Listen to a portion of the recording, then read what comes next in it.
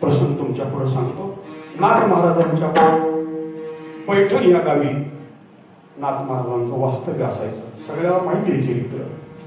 तिथे एक साधू राहत होते त्या पैठणमध्ये. अतिशय नम्र.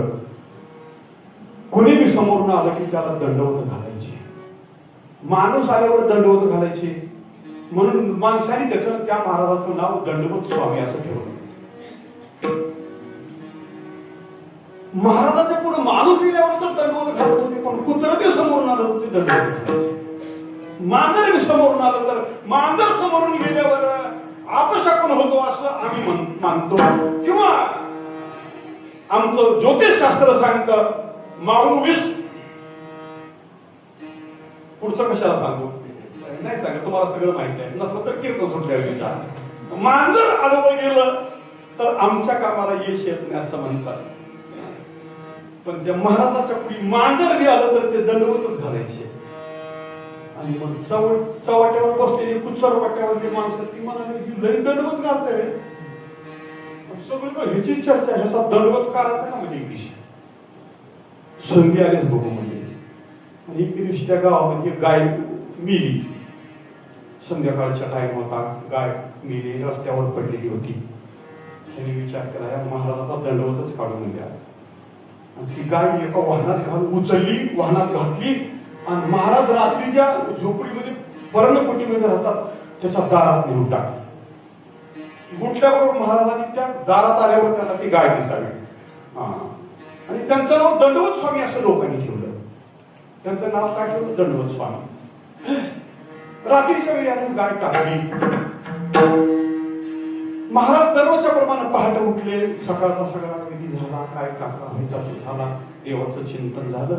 आणि महाराज आपल्या झोपडीतून बाहेर येण्यासाठी दारात आल्याबरोबर ती गाय दिसली. महाराजाचा स्वभाव काय होता? कोणी बी दिसलं की दंडवत घालायचा. महाराजांनी त्या गायीला बी दंडवत घातला आणि सगळे लपून बसले होते त्या कसा करतोय बघायला. आणि महाराजांनी दंडवत घातल्यावर ती गाय उठली आणि पळाली. त्या दिवशीपासून लोकांना असं कळालं की कुणी बी गेलं आणि ह्या महाराजाच्या पुढे आणून टाकलं आणि हे दंडवत घातला की माणसं मेलेली माणसं उठतात. म्हणून लोकांनी मेलेली मूर्ती तिथं आणून टाकायला सुरू केली.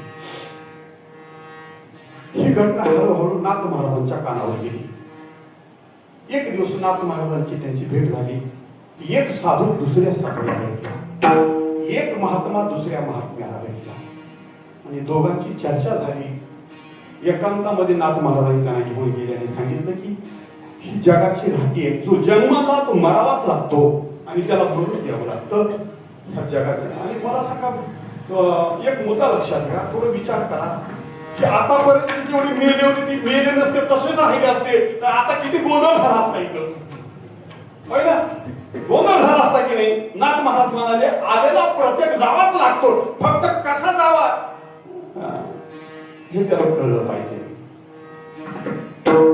मी म्हणत असतो हमेशा जगामध्ये सगळ्यात चांगलं काय आहे? सगळ्यात चांगलं काय आहे तर ते मरण आहे. फक्त चांगलं यावं लागतं. फक्त चांगलं यावं. नाथ महाराज त्या दंडवत स्वामीला म्हणाले की लोक याच्यानंतर तुमच्या पुढे रोज मूर्ती आणून टाकतील तुम्ही उठवीतच बसाल का? पण नाथ महाराजाला त्या दंडवत स्वामीने सांगितलं की महाराज आता माझा स्वभाव बदलला नाही, माझा स्वभाव असाच आहे. तर नाथ महाराजांनी त्यांना एक सल्ला दिला की मग तुमचं आता तुम्ही आठ पिलेलं बरं नाही. लक्षात आलं का माझं बोलणं? लक्ष आहे ना माझ्याकडे तुमचं? नाथ महाराज म्हणाले आता तुम्ही हात पिलेलं बरं नाही. आणि त्याच दिवशी दंडवत स्वामींनी समाधी घेतली. चरित्र काढून बघा. त्याच दिवशी दंडवत स्वामींनी समाधी घेतली. आणि हे कुचर लोकांना ज्यावेळी कळलं त्यावेळी नाथ महाराजावर त्यांनी आक्षेप घेतला की दंडवत स्वामीला ह्यांनी मारलं.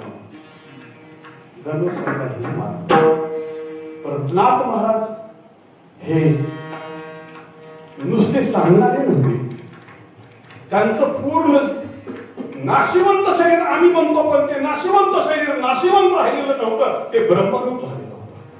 भगवंताच्या नामचिंतनानं ब्रह्मरूप झालेलं होतं. त्याच्यामुळं नाथ महाराजांचा खूप मोठा प्रसंग आहे. थोडक्यात 2 मिनिटात बोलतो. ते सगळे नाथ महाराजांच्या पुढे आले आणि म्हणाले तुम्ही त्या दंडवत स्वामीला मारलं, हा त्यांचा खून केल्याचा दोष तुम्हाला लागला. नाथ महाराज एवढे श्रीमंत होते. श्रीमंत माणसं नम्र होत नसतात, लक्षात घ्या. जा तुला काय करायचं ते करता म्हणजे काय केलं असतं लोकांनी? काय केलं? तुमच्या माझ्यासारखं असं तर मला जा लयशा नाही, तुला काय करायचं ते करा. तर नाथ महाराज असं म्हणले का? लोकांनी तुम्ही खून केला म्हणजे हात जोडले नाथ महाराजांनी. बाबा तुम्हाला वाटत असलं मी चूक केली तर तुम्ही मला प्रायश्चित सांगा काय करते.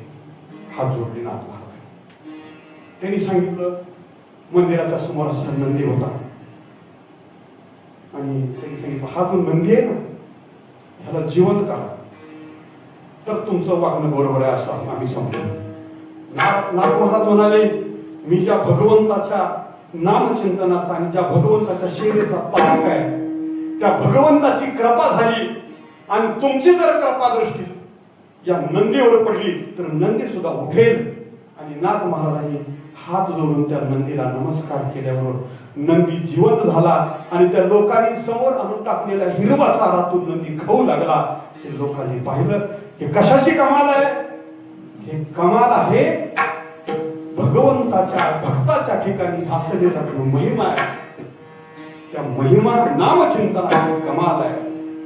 म्हणून महाराज म्हणाले ही हा अधिकार, ही ब्रह्मरूपता, ही भगवदाकार स्थिती वेदानं सांगितलेल्या ज्ञानापेक्षा अतिशय वेगळी आहे. आणि म्हणून महाराज अभंगाच्या शेवटच्या कडे